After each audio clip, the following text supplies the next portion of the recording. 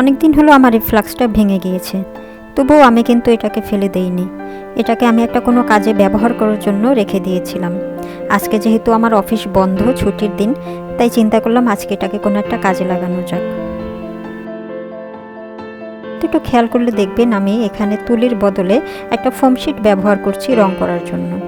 আসলে ফ্লাক্সের বডিটা এমনিতেই খুব মসৃণ, সেখানে তুলি দিয়ে রঙের খুব একটা ফিনিশিং আনার আমার দরকার হয়নি। তাই এখানে আমি ফোম শিট ব্যবহার করেছি যাতে সহজেই চারিদিকে রঙগুলো ছড়িয়ে দিতে পারি।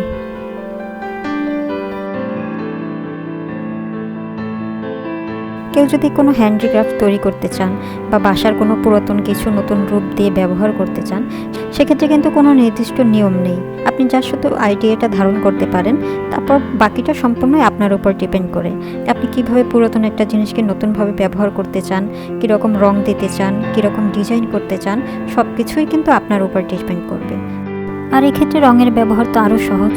রঙের কোনো ধরাবাঁধা নিয়ম নেই। আপনি শুধু মাথায় রাখবেন কোন রঙের উপর কোন রঙটা আপনি বসাতে চাচ্ছেন, বা কোন রঙের উপর কোন রঙটা ব্যবহার করলে বেশি ফুটে উঠবে, সবার দৃষ্টি কাড়বে। বাস এইটুকুই।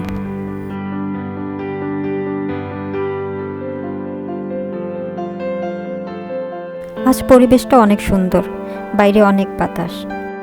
সুন্দর পরিবেশের সাথেও কিন্তু কারুকার্যের একটা সম্পর্ক আছে। আপনার যখন পরিবেশটা খুব ভালো লাগবে, তখন এমনিতেও আপনার মাথায় অনেক আইডিয়া আসবে।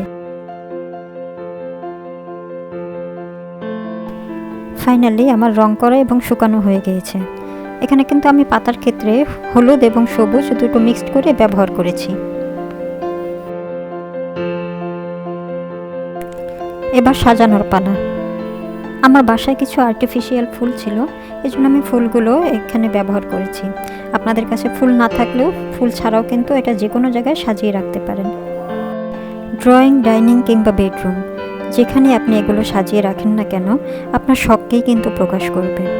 আপনার শখগুলোকে বাঁচিয়ে রাখুন, কারণ শখ থেকেই শৌখিনের সৃষ্টি।